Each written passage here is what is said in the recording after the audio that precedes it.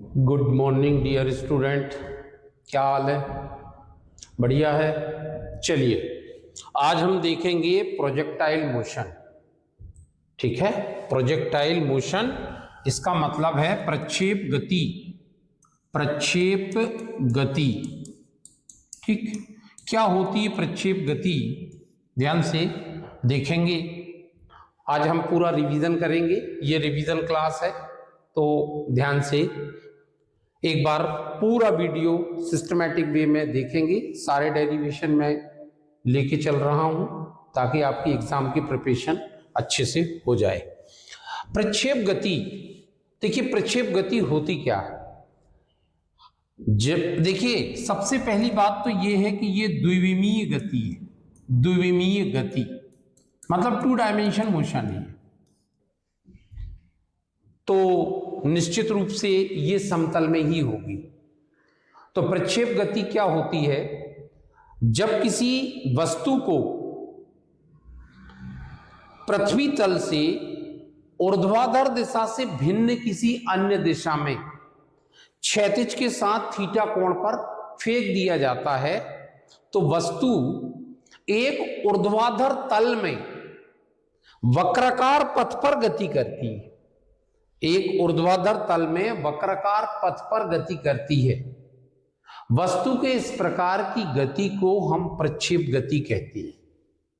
ठीक है, तो ध्यान देंगे कि मान लीजिए कि वस्तु को यहां से थ्रो किया जा रहा है, यहां से फेंका जा रहा है एक पर्टिकुलर वेलोसिटी के साथ, यू वेग से थीटा एंगल पर फेंक दिया गया। तो एक्चुअल में होता क्या है कि जब हम इस वेग के कंपोनेंट बनाते हैं तो इस डायरेक्शन में जो कंपोनेंट है वो रहेगा ux और इसकी वैल्यू होगी u cos थीटा, और इसकी वर्टिकल डायरेक्शन में ये जो कंपोनेंट होगा ये होगा uy और ये होगा u sin थीटा। अब देखिए ये जो कंपोनेंट है, चूंकि इस डायरेक्शन में कोई एक्सेलरेशन नहीं है, कोई फोर्स नहीं लग रहा है, तो ये वाला कंपोनेंट चेंज नहीं होता। ये वाला जो घटक है वो चेंज नहीं होता, लेकिन ये वाला कंपोनेंट लगातार वस्तु पर एक्सेलरेशन ड्यू टू ग्रेविटी माने गुरुत्वीय त्वरण जो है नीचे की ओर लगता है, जिसके कारण इस वाले कंपोनेंट को ये लगातार बदलता है। जैसे जैसे वस्तु ऊपर जाती है इस u sin थीटा का मान घटते जाता है, और जब वस्तु उच्चतम बिंदु पर पहुंचती है यहां पर, तो इस u sin थीटा या uy का मान कितना हो जाता है, 0 हो जाता है। लेकिन यहां पर अभी भी ux जो है वो u cos थीटा ही होता है। ux की वैल्यू अभी भी कितनी होती है, u cos थीटा ही होता है। ठीक, और जब वस्तु नीचे की ओर गति करती है ऐसी, ठीक है, वस्तु जो है नीचे की ओर गति करती है इस तरीके से, तो धीरे धीरे ये जो वर्टिकल कंपोनेंट है या ऊर्ध्वाधर घटक, वेग का ऊर्ध्वाधर घटक जो है ये पुनः बढ़ने लगता है, क्योंकि वस्तु नीचे की ओर गति कर रही है। तो जिस डायरेक्शन में एक्सेलरेशन होता है ड्यू टू ग्रेविटी, उसी डायरेक्शन में वेलोसिटी होती है। तो ये uy की वैल्यू u sin थीटा जो है वो लगातार बढ़ते जाती है, और इस पॉइंट पर भी u cos थीटा नियत बना रहता है। ux की वैल्यू में कोई चेंज नहीं होता, और अंत में वस्तु जब पृथ्वी तल पर गिरती है यहां पर, तो जितने कोण से उसे फेंका गया था उतने ही कोण से ये पृथ्वी से जाकर टकराएगी, और वेग के जो घटक थे u cos थीटा और u sin थीटा ये उतने ही हो जाते हैं जितने की फेंकते समय थे। तो वस्तु के इस प्रकार की गति को हम प्रक्षेप गति कहते हैं। देखिए प्रक्षेप गति में हम जो बात कर रहे हैं उसमें सबसे इंपॉर्टेंट है कि वस्तु का ये जो वेग का क्षैतिज घटक है, माने क्षैतिज वेग, ये हमेशा नियत रहता है, नियत रहता है। ये नियत रहता है। और ऊर्ध्वाधर वेग जो है वो लगातार परिवर्तित होता है। जब वस्तु ऊपर जाती है तो इसका मान कम होता है और जब नीचे आती है तो इसका मान बढ़ने लगता है। तो एग्जाम में अगर परिभाषा आती है तो परिभाषा में यही लिखेंगे कि यदि किसी वस्तु को पृथ्वी तल से ऊर्ध्वाधर दिशा से भिन्न किसी अन्य दिशा में क्षैतिज के साथ थीटा कोण बनाते हुए फेंका जाता है तो वस्तु एक ऊर्ध्वाधर तल में वक्राकार पथ पर गति करती हुई पृथ्वी के किसी अन्य स्थान पर आकर गिरती है। वस्तु के इस प्रकार की गति को हम कहते हैं प्रक्षेप गति। ये कहलाती प्रक्षेप गति।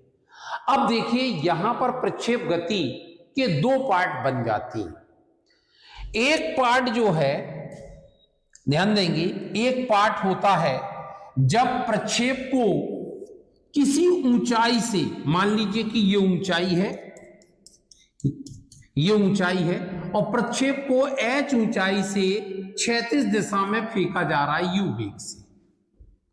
तो देखिए ये वेग जो है वो क्षैतिज वेग है ux, uy कितना है 0, क्योंकि प्रारंभिक वेग जो हम दे रहे हैं वो क्षैतिज दिशा में दे रहा है, ऊर्ध्वाधर दिशा में नहीं दे रहा है। लेकिन क्या होगा कि इसमें लगेगा गुरुत्वीय त्वरण g, तो इसके कारण ये जो वेग है वो 0 नहीं रहेगा, वो लगातार क्या होगा, बढ़ना शुरू हो जाएगा। तो पहले तो वस्तु क्षैतिज गति करेगी लेकिन धीरे धीरे ये ऊर्ध्वाधर वेग भी प्राप्त करने लगेगी। तो इसके पास दो वेग हो जाएंगे, एक क्षैतिज वेग हो जाएगा और ये ऊर्ध्वाधर वेग हो जाएगा। तो दोनों वेग के परिणामी की दिशा में ये गति करती हुई इसका पथ जो है वो धीरे धीरे वक्राकार होते होते यहां पर आकर गिर जाएगी। ठीक, तो इसके हर बिंदु पर, मान लीजिए इस बिंदु पर वेग की परिणामी वेग ये रहेगा, इसकी दिशा u इस दिशा में है, इस पर खींची गई इस स्पर्श रेखा में, लेकिन इस दिशा में जो ux है वो हमेशा u है और uy जो है वो बढ़ते चला जाएगा क्योंकि एक्सीलरेशन ड्यू टू ग्रेविटी, मतलब ऊर्ध्वाधर दिशा में त्वरण कार्य कर रहा है इस दिशा में। ay जो है वो g के बराबर नीचे की तरफ कार्य कर रहा है। तो इस प्रक्षेप को कहते हैं हम क्षैतिज प्रक्षेप। ठीक है, इसको हॉरिजॉन्टल प्रोजेक्टाइल कहती है, हॉरिजॉन्टल प्रोजेक्टाइल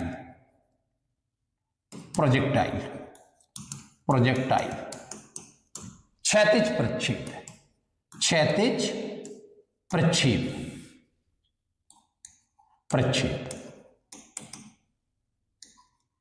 ये कहलाता है क्षैतिज प्रक्षेप। और दूसरा जो प्रक्षेप होता है उसको ऑब्लिक प्रोजेक्टाइल कहते हैं। ठीक है, जिसमें वस्तु को पृथ्वी तल से फेंका जा रहा है। यहां वस्तु को कैसा फेंका जा रहा है, इस ऊंचाई से फेंका जा रहा है, इस बिंदु O से।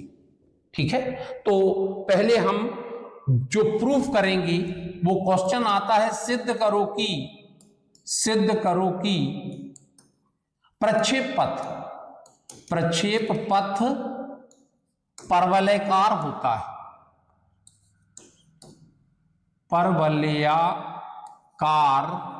होता है, ऐसा प्रूफ करने के लिए एग्जाम में पूछा जाता है। ठीक, तो अब इसको हम कैसे सिद्ध करेंगे, ध्यान से देखेंगे।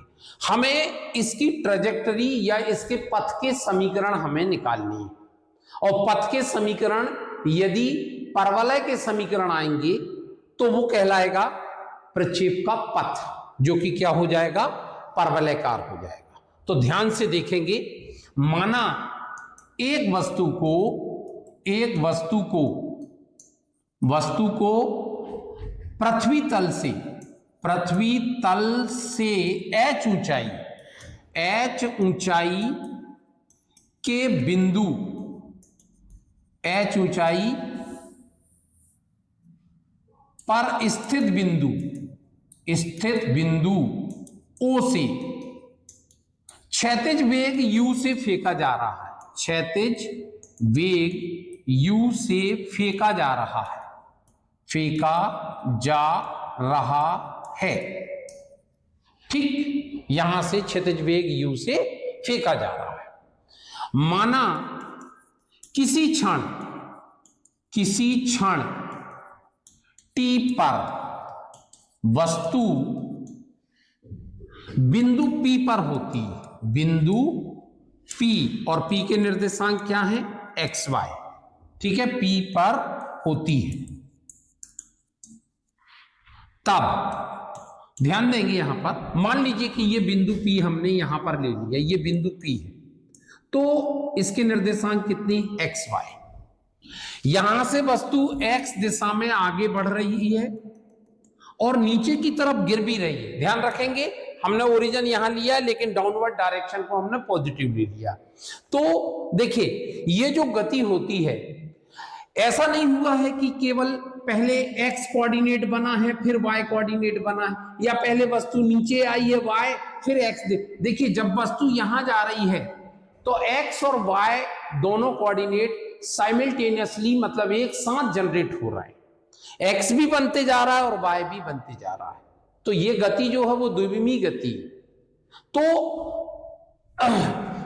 वस्तु कहां पर होती है, P पर होती है। तब ध्यान देंगे, क्षैतिज गति के लिए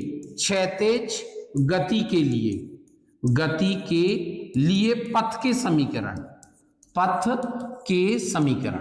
तो देखिए पथ का समीकरण हम निकालेंगे क्षैतिज गति के लिए। तो ध्यान देंगे, माना t सेकंड में वस्तु द्वारा तय क्षैतिज दूरी कितनी है, क्षैतिज दूरी x है, तब क्या होगा, ये होगा, तब s बराबर ut plus half at square, ये इक्वेशन लगाएंगे लेकिन x डायरेक्शन का है, तो ये हो जाएगा xt equal to uxt plus half ax into T का स्क्वायर। अब देखिए, xt मतलब t समय में x कोऑर्डिनेट, तो t समय में x कोऑर्डिनेट x है, इसका प्रारंभिक वेग जो है ux, और ये t समय का हो चाहे किसी भी टाइम का हो, ux की वैल्यू कभी नहीं बदलती। तो ये ux कितना है हमारा u, तो हमने यहां पर u ले लिया और इंटू टी ले लिया, plus half of ax, x direction में कोई भी एक्सेलरेशन या त्वरण नहीं है, इसका मतलब ax कितना है, 0। तो ये ax जो है वो 0 हो गया और ये t का स्क्वायर, तो ये पूरा 0 हो जाएगा। तो x इक्वल टू क्या आ जाएगा, ut। ये हमारे पास x कोऑर्डिनेट आ गया, ये हमारे पास x कोऑर्डिनेट आ गया। अब हम ऊर्ध्वाधर गति की बात करेंगे। ऊर्ध्वाधर गति के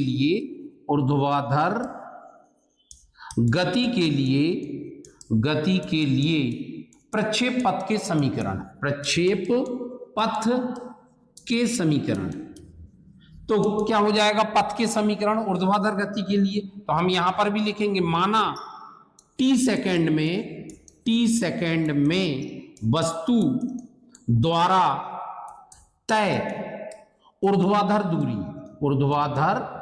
दूरी कितनी है, ये है y, तब क्या हो जाएगा, s equal to ut plus half at square.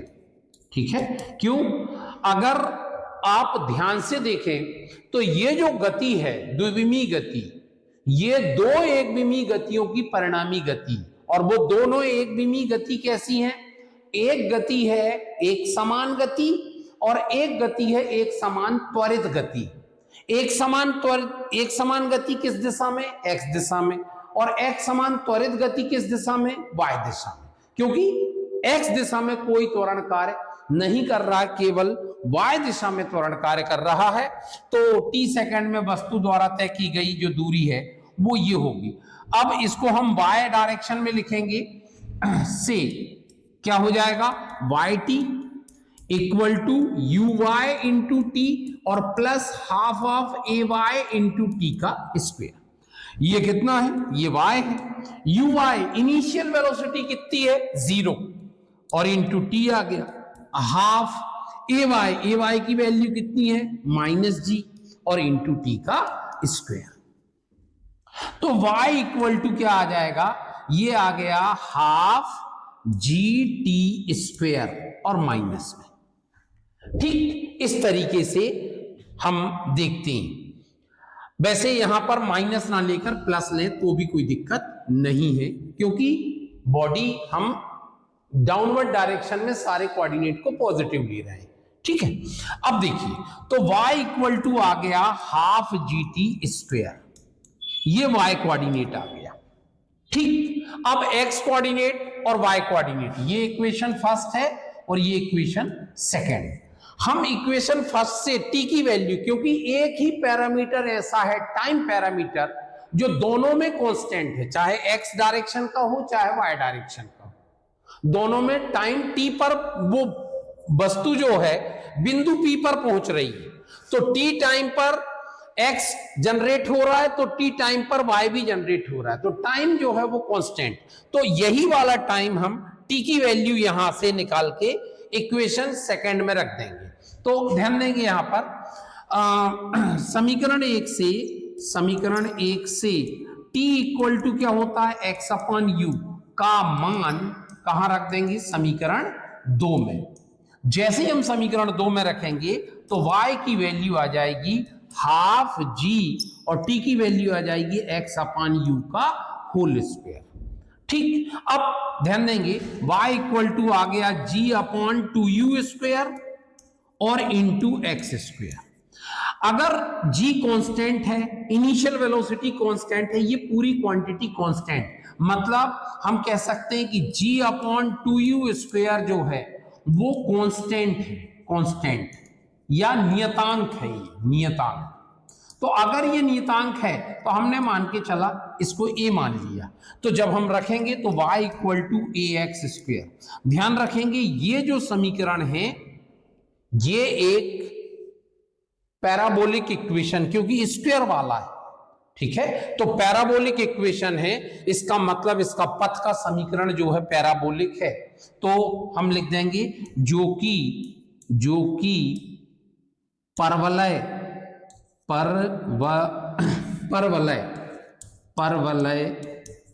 का समीकरण है। अतः प्रक्षेप पथ क्या होता है, प्रक्षेप पथ परवलयाकार होता है, परवलयाकार होता है। अब कुछ चीजें और, क्या क्या चीज जरा ध्यान से समझेंगे। यहां पर हमें x कोऑर्डिनेट मिला, x कोऑर्डिनेट क्या मिला, x इक्वल टू हमें मिला u इंटू टी, ये मिला, ये x कोऑर्डिनेट। y कोऑर्डिनेट क्या मिला, y इक्वल टू हमें मिला g upon 2u square into T square, ये मिला हमको y कोऑर्डिनेट। ठीक है, यही है y कोऑर्डिनेट, यस ये, ठीक, ये y कोऑर्डिनेट। अब ध्यान देंगे ये y कोऑर्डिनेट, अगर हमसे कोई पूछे कि t टाइम पर इसके पोजीशन कोऑर्डिनेट क्या होंगे, तो ये होंगे x, ये होंगे पोजीशन कोऑर्डिनेट, ध्यान रखना पोजीशन कोऑर्डिनेट, पोजीशन कोऑर्डिनेट मतलब स्थिति निर्देशांक, स्थिति निर्देशांक क्या होंगे, स्थिति निर्देशांक, तो ये होंगे ut और दूसरा कोऑर्डिनेट होगा g upon 2u square into T square, ये होंगे पोजीशन कोऑर्डिनेट। अब t टाइम पर अगर पोजीशन वेक्टर की बात कर लें हम, पोजीशन वेक्टर मतलब स्थिति सदिश, तो स्थिति सदिश t टाइम का हम कैसे लिखते हैं, r vector equal to X I cap plus Y J cap, ऐसा। तो r की वैल्यू हम रख सकते हैं, तो r इक्वल टू एक्स की वैल्यू क्या है, ut आई कैप और प्लस y की value g upon 2u square t square into j cap, ऐसा हम ये पोजीशन निकल के आ गई पोजीशन वेक्टर। इसका परिमाण निकालना है तो हम इसकी दूरी निकाल सकते हैं, ut का स्क्वायर और ये हो जाएगा gt square upon 2u square और इसका होल स्क्वायर और इसका रूट, ये हो जाएगा पोजीशन वेक्टर t टाइम के बाद। ठीक, अगर हमें टी टाइम पर वेलोसिटी चाहिए, टी टाइम पर वेलोसिटी, तो वेलोसिटी कितनी हो जाएगी? वेलोसिटी मतलब वेग एट टी सेकेंड, टी समय के बाद, टी समय पश्चात प्रक्षेप का वेग। तो वेग तो दो रहेंगे ना, एक्स डायरेक्शन का भी रहेगा और वाई डायरेक्शन का भी रहेगा। तो एक्स डायरेक्शन में टी समय बाद मतलब वी टी कितना हो जाएगा? वी जीरो और प्लस ए इंटू टी। हम किस डायरेक्शन की बात कर लें? एक्स डायरेक्शन की। तो वी टी कितना हो जाएगा? तो वी टी इक्वल टू ये वी एक्स जीरो कितना है? यू, इनिशियल वेलोसिटी है या प्रारंभिक वेग तो यू है एक्स डायरेक्शन का, और त्वरण तो जीरो। तो एक्स डायरेक्शन का कितना आ गया टी समय में? ये तो यू है। अब वाई डायरेक्शन का निकाल लीजिए, तो V Y T equal to V Y zero plus A Y into T, ऐसा। तो फिर वाई डायरेक्शन का वेग निकालेंगे तो V Y T equal to initial वेग वाई डायरेक्शन का कितना है? जीरो, क्योंकि वो तो रेस्ट में थी, मोशन उसकी कैसी थी? हॉरिजॉन्टल डायरेक्शन में थी। तो ये तो कितना है? जीरो। ए वाई की वैल्यू कितनी हो जाएगी? जी इंटू टी। तो वाई डायरेक्शन का वेग जो टी समय बाद आ गया वो कितना आ गया? G T. तो टोटल वेग कितना होगा टी समय का? तो टोटल वेग होगा वी एक्स टी आई cap plus V Y T जे कैप, ऐसा वैल्यू रख देंगे। तो v इक्वल टू हो जाएगा वी एक्स टी कितना है? ये तो u है आई कैप, और ये कितना है? प्लस जी टी जे कैप, ये ऐसा, ये वेग निकल के आ गया। अब v इक्वल टू निकालेंगे मैग्नीट्यूड, तो ये अंडर रूट के अंदर आ जाएगा u स्क्वायर प्लस जी टी स्क्वायर, ऐसा ये निकल के आ गया वेग।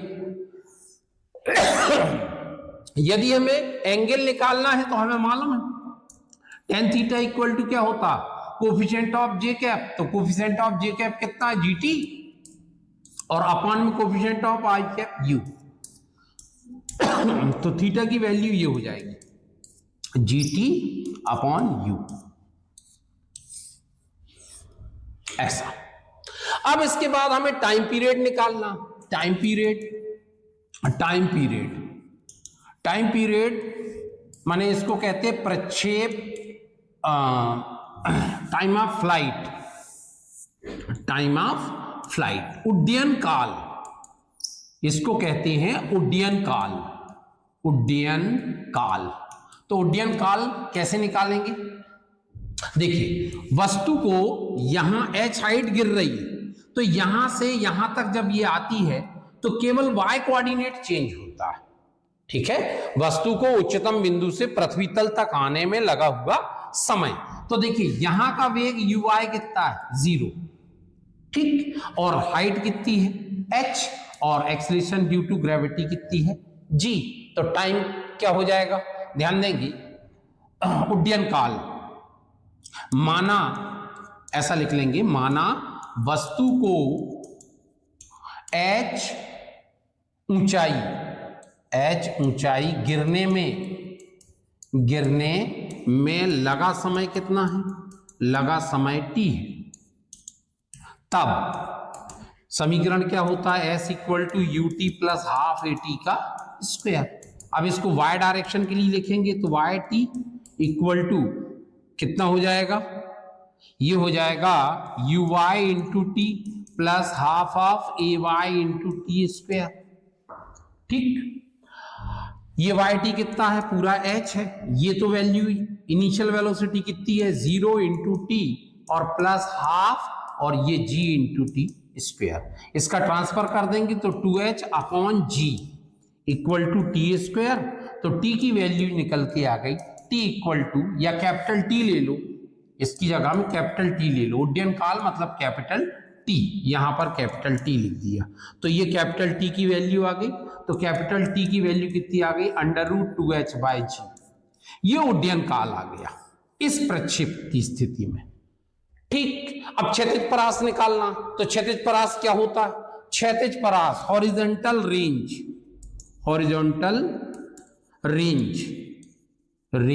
मतलब क्षैतिज परास, क्षैतिज परास। क्षैतिज परास क्या होता है? अपने उड्डयन काल में इस वस्तु द्वारा तय की गई क्षैतिज दूरी, ठीक है, अपनी उड्डयन काल में वस्तु द्वारा तय क्षैतिज दूरी कितनी हो जाएगी? क्षैतिज दूरी बराबर क्या होता है? वेग गुणित समय, मतलब क्षैतिज वेग और गुणित समय, तो समय कितना है? उड्डयन काल ऐसा। तो ध्यान देंगे, क्षैतिज वेग, क्षैतिज दूरी r, क्षैतिज वेग कितना है? u, ये तो कांस्टेंट है, और इनटू उड्डयन काल कैपिटल T। तो r की वैल्यू क्या हो जाएगी?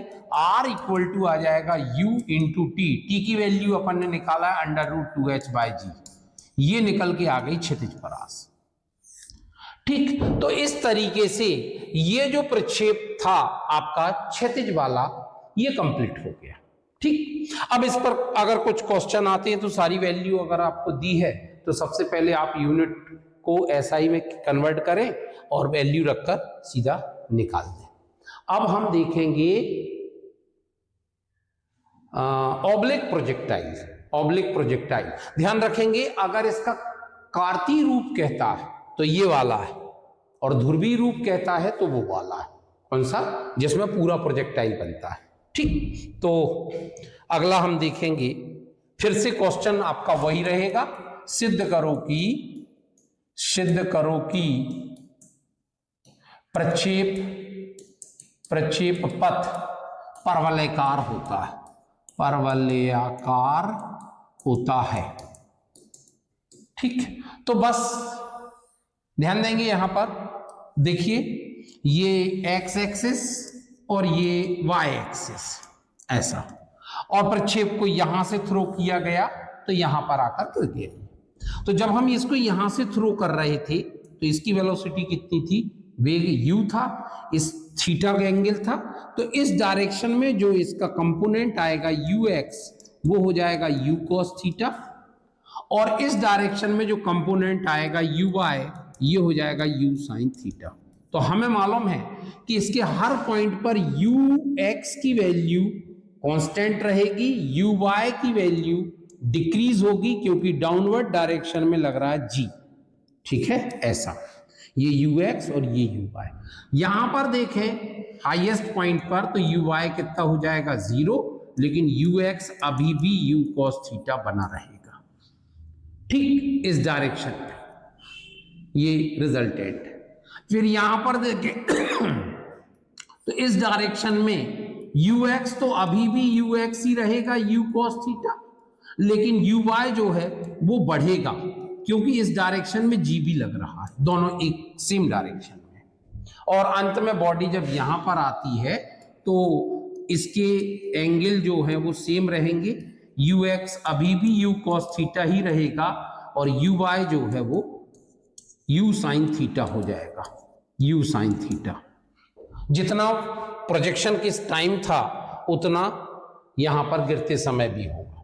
तो मान लीजिए हमने कि किसी इंस्टेंट पर बॉडी यहां पर है, इस पॉइंट P पर है, और इस P के कोऑर्डिनेट है x और y। अब हमें केवल हमारा टारगेट ये x और y को निकालना, ठीक है, और इनको जब हम टाइम से रिलेटेड करेंगे तो वो कहलाएगा उस का ट्रेजेक्टरी का इक्वेशन या पथ का समीकरण। ठीक, तो ध्यान देंगे, माना एक वस्तु को पृथ्वी तल के बिंदु O से क्षैतिज के साथ थीटा कोण बनाते हुए वेग u से फेंका जाता है ऐसा। तब वेग u के दो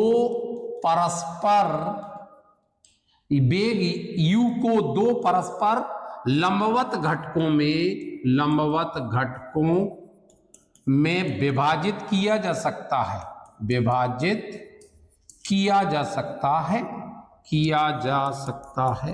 ऐसा कौन कौन से? Point number 1 ux equal to U cos theta, ये होगा क्षैतिज वेग, क्षैतिज घटक, ठीक। और दूसरा हो जाएगा uy equal to you sine theta, ऊर्ध्वाधर घटक, ऊर्ध्वाधर घटक, ठीक। अब यहां पर ध्यान देंगे, थोड़ा सा लिखना पड़ेगा। क्षैतिज घटक, क्षैतिज वेग ux बराबर u cos theta remains constant through out the motion, मतलब ये हमेशा नियत रहता है। u cos थीटा सदैव नियत रहता है, नियत रहता है, जबकि ऊर्ध्वाधर वेग, ऊर्ध्वाधर वेग गुरुत्वीय त्वरण से, गुरुत्वीय त्वरण के कारण लगातार बदलता है, लगातार बदलता है, बदलता है। जैसे जैसे वस्तु, जैसे जैसे वस्तु, ठीक है, कहां जाती है? ऊपर जाती है, ऊपर जाती है। u cos theta, sorry u sin theta, u sin theta मतलब uy कम होता है, कम होता है, तथा उच्चतम बिंदु पर, उच्चतम बिंदु पर, बिंदु पर यह शून्य हो जाता है, शून्य हो जाता है, हो जाता है। तत्पश्चात, तत्पश्चात वस्तु, वस्तु नीचे की ओर गति करती है, नीचे की ओर गति करती है, करती है, तब u या तब ऊर्ध्वाधर वेग, ऊर्ध्वाधर वेग u sin थीटा का मान बढ़ने लगता है, बढ़ने लगता है। ये इतनी थ्योरी आपको लिखनी पड़ेगी, नंबर तभी मिलती है, ठीक है, क्योंकि कॉम्पिटिटिव एग्जाम नहीं है, ये थ्योरेटिकल एग्जाम है, तो आपको फिजिक्स लिखनी पड़ेगी, ठीक। अब हम निकालेंगे प्रक्षेप पथ के समीकरण। तो पहले हम बात करते हैं क्षैतिज गति के लिए, क्षैतिज गति के लिए मैं तो आपसे ये कहता हूं कि आप यहां पर ऐसी एक टेबल बना लें, ठीक है, उससे आपको थोड़ा सा ऐसी एक टेबल बना लें। ये क्षैतिज गति लिख लीजिए, क्षैतिज गति, ठीक, और यहां पर लिख लीजिए ऊर्ध्वाधर गति, ऊर्ध्वाधर गति, ठीक। अब देखिए क्षैतिज गति में हम अगर पोजीशन की बात करें तो, ठीक है, स्थिति की बात करें, स्थिति, तो क्षैतिज गति के लिए हमने x लेंगे, ऊर्ध्वाधर के लिए y लेंगे, ठीक। प्रारंभिक वेग, प्रारंभिक वेग, ठीक, तो क्षैतिज का हो जाएगा u cos थीटा और ऊर्ध्वाधर का हो जाएगा u sin थीटा, ये प्रारंभिक वेग। त्वरण, त्वरण ax इक्वल टू 0 होगा, जबकि ay इक्वल टू -g होगा। तो इस तरीके से, और टाइम का पैरामीटर दोनों के लिए क्या रहेगा? कांस्टेंट रहेगा, क्योंकि टी टाइम में ये गति होगी, टी टाइम में ये गति होगी। तो ऐसा अगर आप रख लेंगे तो आपको याद रहेगा मान रखने में। अब ध्यान देंगे, यहां पर हम देखेंगे क्षैतिज गति के लिए, क्षैतिज गति के लिए पथ के समीकरण, पथ का समीकरण। तो हम यहां पर मान लेंगे कि माना प्रक्षेप t सेकंड में क्षैतिज दिशा में कितना विस्थापित हुआ? दिशा में विस्थापन x है, विस्थापन x है। तब s equal to ut plus half at square से क्षैतिज दिशा के लिए तो xt इक्वल टू क्षैतिज वेग vx 0 into T plus half ax into T का स्क्वायर। अब क्षैतिज के लिए देखो xt मतलब xt की वैल्यू कितनी है x, vx0 मतलब u, प्रारंभिक वेग कितना है u cos theta into t और प्लस हाफ ax कितना है, तो ax देख लीजिए कितना है 0, तो ये 0 इंटू टी का स्क्वायर, तो x इक्वल टू आ जाएगा u cos theta into T अकेला, ये x कोऑर्डिनेट आ गया इसका। यहां से हम t की वैल्यू निकाल ले तो t की वैल्यू हो जाएगी x upon u cos theta ऐसा, लेकिन ये x कोऑर्डिनेट निकल के आ गया। ठीक, अब हम ऊर्ध्वाधर गति की बात करें। ऊर्ध्वाधर गति के लिए पथ का समीकरण, ठीक, ऊर्ध्वाधर गति के लिए पथ का समीकरण, तो यहां पर भी हम लिखेंगे कि माना t सेकंड में वस्तु कितनी दूरी तय करती है, वस्तु y ऊर्ध्वाधर विस्थापित होती है, तब क्या हो जाएगा, तब समीकरण s equal to ut plus half at का स्क्वायर से, हम इसी का उपयोग क्यों कर रहे हैं, इसलिए क्योंकि ये त्वरित गति के समीकरण और ये गति जो है वो त्वरित गति, तो क्या हो जाएगा yt equal to uyt plus half of ay into T का स्क्वायर, yt कितना है y, uyt कितना है u sine theta into T, और माइनस आ जाएगा क्योंकि एक ही जगह हम माइनस जी रखेंगे, तो हाफ और जी टी का स्क्वायर ऐसा। अब वैल्यू रख देंगे, क्या हो जाएगा y equal to you sine theta into T और minus half of g t square, ये हो गया समीकरण 2, और ये निकल के आ गया आपका y निर्देशांक, y कोऑर्डिनेट निकल के आ गया। ठीक, अब समीकरण 1 से t का मान 2 में, क्यों, क्योंकि t जो है ऐसी क्वांटिटी है वो दोनों में कांस्टेंट है, जबकि दोनों की बाकी की चीजें अलग अलग है, लेकिन t दोनों को क्या कर रहा है, जोड़ रहा है, तो t का मान यहां से निकालेंगे x upon u cos theta और यहां पर रख देंगे, तो y equal to u sine theta into t की वैल्यू कितनी है x upon u cos theta, ठीक, और माइनस हाफ g और टी स्क्वायर माने x upon u cos theta का होल स्क्वायर, u से ये u कैंसिल हो जाएगा, sine theta upon tan theta, मतलब sine theta upon cos theta क्या हो जाएगा, this is tan theta x minus half g, और ये हो जाएगा X square upon U square cos square theta, ये y इक्वल टू आ जाएगा tan theta x minus G upon two U square cos square theta into X square. आप देखिए कि ये क्वांटिटी कांस्टेंट है और ये भी कांस्टेंट है, ये पूरी कांस्टेंट है, ठीक है, तो y इक्वल टू हमने इसको a मान लिया और इसको b मान लिया ऐसा, वेयर क्या हो जाएगा X A equal to tan theta and b equal to G upon two U square cos square theta, ये सब क्या है, कांस्टेंट है, नियतांक है।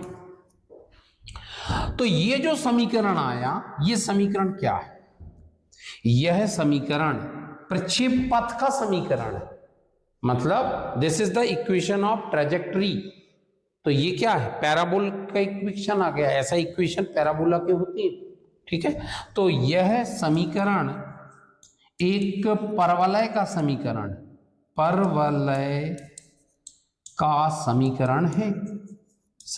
है, अतः प्रक्षेप का पथ क्या होता है, परवलयाकार होता है। ये प्रूफ हो गया कि प्रक्षेप का जो पथ होता है वो परवलयाकार होता है, ठीक। अब इस कंडीशन को लेकर अगर हम देखें कि ये क्षैतिज गति के लिए, ये ऊर्ध्वाधर गति के लिए, और दोनों से टी को निकालकर हम कंबाइंड कर दिया, तो ये प्रक्षेप पथ का समीकरण आ गया, और जो कि क्या होता है, परवलयाकार होता है। अब इसमें भी अलग अलग कंडीशन होती हैं, जरा ध्यान से देखें।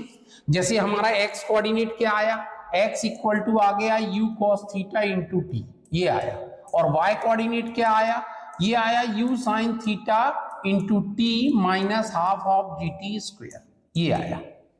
ठीक, और यदि हमसे पूछे कि इसके पोजीशन वेक्टर क्या होगा, तो ये हो जाएगा x I cap plus Y G cap, ऐसा। तो r की वैल्यू जो है, x की वैल्यू क्या हो जाएगी, u cos theta into t आई कैप और plus u sin theta minus into t minus half of g t square और इंटू जे कैप। तो इसका पोजीशन वेक्टर का मैग्नीट्यूड कितना आ जाएगा, अंडर रूट इसका स्क्वायर, आई कैप का स्क्वायर, मतलब आई कैप के कोफिशिएंट का स्क्वायर और जे कैप के कोफिशिएंट, तो u cos theta into t इसका स्क्वायर और plus u sin theta into T और minus half of g t square और इस सब का स्क्वायर, ये मैग्नीट्यूड निकल के आ गया। ठीक, अब इसी टाइम टी पर यदि वो पूछे कि परिणामी वेग क्या होगा, टी टाइम का परिणामी वेग, तो कैसे निकालेंगे। ठीक है, ध्यान देंगे, प्रक्षेप का टी समय पश्चात, टी सेकंड पश्चात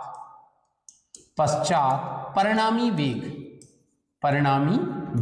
तो परिणामी वेग कितना होगा, ये होगा v equal to V X I cap, है ना, और plus V Y G cap, ऐसा होगा। अब वी एक्स क्या होगा, तो वी एक्स जो होगा वो you x plus A x into T, ये प्रथम इक्वेशन, फर्स्ट इक्वेशन, तो ये कितना होगा वी एक्स, तो यू एक्स कितना है, तो यू कॉस थीटा, ठीक है, और प्लस जीरो, क्यों, ए एक्स कितना है, जीरो, ए वाई जी होता है लेकिन ए एक्स तो जीरो, तो वी एक्स और यू एक्स में कोई डिफरेंस नहीं, क्योंकि हमने कहा है कि पूरी गति के दौरान इसका क्षैतिज वेग का घटक प्रभावित नहीं होता, इसलिए वी एक्स और यू एक्स बराबर आ गए, क्योंकि ये तो जीरो हो गया, तो ये दोनों बराबर, तो ये हो गया यू कॉस थीटा, ऐसा। वी वाई, तो वी वाई कितना होगा, ये होगा यू वाई और plus A Y into T, तो V Y equal to U Y कितना है, यू साइन थीटा और माइनस जी इंटू टी, तो ये देखिए ये निकल के आ गया y डायरेक्शन में t समय के बाद वेग, और ये तो x डायरेक्शन का t समय के बाद वेग, तो क्या हो जाएगा परिणामी वेग, तो परिणामी वेग जो होगा वो होगा u cos theta i cap और plus u sin theta minus g t जे कैप, ये प्रक्षेप का परिणामी वेग होगा। अब इसका मैग्नीट्यूड निकालना है तो इसका मॉड ले लो, तो ये हो जाएगा आपका u cos थीटा का स्क्वायर और plus u sin theta minus g T का स्क्वायर, ऐसा, ये परिणामी वेग निकल के आ गया। इसकी डायरेक्शन, वेग की डायरेक्शन, तो x डायरेक्शन में अगर थीटा एंगल बनाता है तो कोफिशिएंट ऑफ जे कैप, मतलब ये हो जाएगा u sin theta minus g t और divided by coefficient of i cap, माने u cos थीटा। इस फार्मूले से थीटा की वैल्यू निकल के आ जाएगी, थीटा इक्वल टू हो जाएगा tan inverse u sin theta minus g T upon u cos theta, ऐसा, इस तरीके से थीटा की वैल्यू निकाल सकते हैं। अब हमें अगर प्रक्षेप का समय निकालना है, मतलब टाइम ऑफ फ्लाइट, उड्डयन काल, ठीक, तो उड्डयन काल के लिए देखिए कि प्रक्षेप यहां से पूरा यहां तक आया, तो y कोऑर्डिनेट तो क्या हो गया, जीरो, y कोऑर्डिनेट क्या हो गया, जीरो। यदि पूरा टाइम कितना लगा, t लगा, वैसे तो हाफ निकाल सकते यहां से यहां तक निकाल के डबल कर दे या पूरा निकाल दे। पूरा निकालेंगे तो y कोऑर्डिनेट क्या हो गया 0। तो if capital T be the time taken by the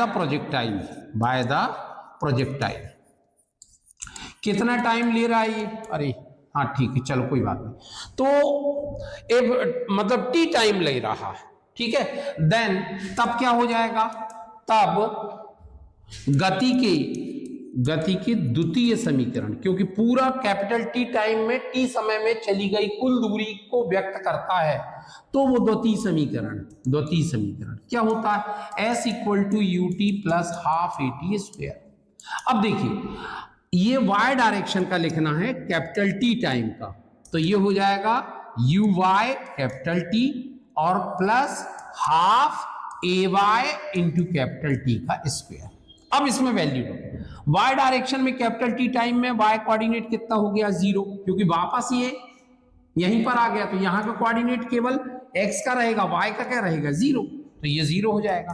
uy कितना है u sine theta into t, और यहां पर माइनस आ जाएगा क्योंकि ये ay की वैल्यू क्या लिखेंगे g लिखेंगे, और इंटू t का स्क्वायर, इसका ट्रांसफर कर देंगे तो half gt square this is equal to u sine theta into t। एक t से t कैंसिल हो जाएगा, तो अब क्या बचेगा, इस 2 को ट्रांसफर कर देंगे तो क्या आ जाएगा, यहां पर बचेगा केवल t इक्वल टू 2, यहां आ जाएगा तो 2u साइन थीटा और डिवाइडेड बाय g। तो ये टाइम ऑफ फ्लाइट निकल के आ गया, उड्डयन काल। इसको शॉर्ट फॉर्म में अगर लिखना चाहें तो ऐसा भी लिख सकते हैं 2, और u साइन थीटा क्या होता है uy, तो ये भी उड्डयन काल ऐसा। अब इसी उड्डयन काल में यहां से यहां तक की दूरी ये कहलाती क्षैतिज परास। अपने उड्डयन काल में वस्तु द्वारा तय की गई क्षैतिज दूरी, तो क्षैतिज परास क्या हो जाएगी, क्षैतिज परास एक्चुअल में दूरी 6, तो क्षैतिज परास बराबर हो जाएगा क्षैतिज वेग और गुणित उड्डयन काल ऐसा।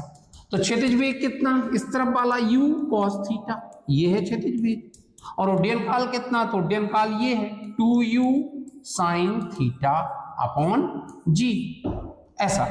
अब देखिए u और u का स्क्वायर हो जाएगा, 2 साइन थीटा को यहां लिख लिया हमने और इनटू में cos थीटा कर दिया और अपॉन में g कर दिया। ट्रिग्नोमेट्रिक फार्मूला आपको पता है, 2 sign theta into cos theta क्या होता है साइन 2 थीटा, और अपॉन में आ जाएगा g, तो ये r निकल के आ गया ऐसा, सिंपल।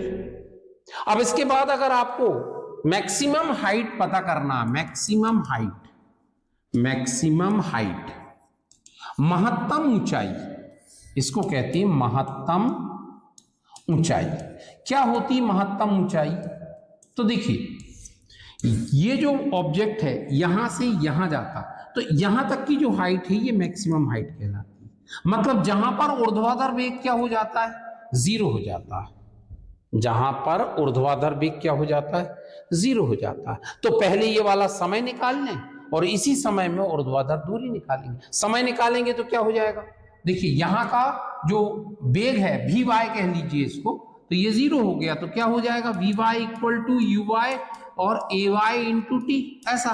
तो ये कितना है 0, uy कितना है u साइन थीटा, और ये हो जाएगा माइनस gt को यहां लेके आ जाएंगे तो gt इक्वल टू आ जाएगा u साइन थीटा।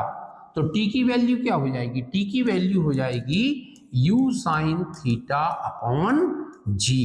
ये t टाइम यहां से यहां तक जाने में लगा हुआ टाइम, इसी से टाइम ऑफ फ्लाइट भी निकाल सकते हो। देखो जितना समय यहां से जाने में लगेगा वो डबल हो जाएगा, तो यहां 2 का मल्टीप्लिकेशन करेंगे तो ये उड्डयन काल बन जाएगा।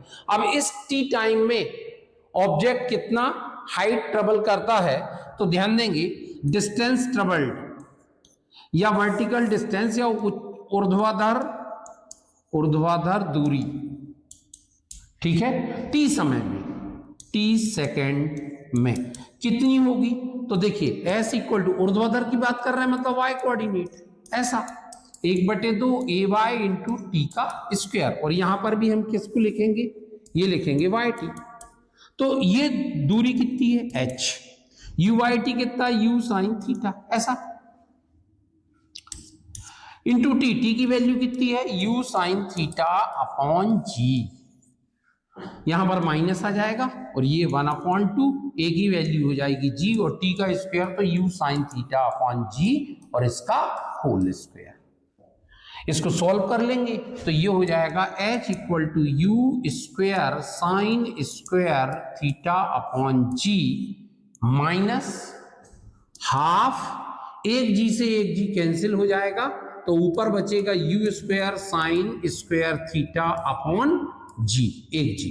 अगर आप ध्यान से देखें तो ये पूरा एक है और ये कितना आधा, तो एक में से आधा घटेगा तो कितना बचेगा, आधा बचेगा, तो h इक्वल टू हो जाएगा आधा और ये पूरा u square sine square theta upon g। मतलब टोटल अगर हम देखें तो h इक्वल टू हो जाएगा u square sine square theta by 2g।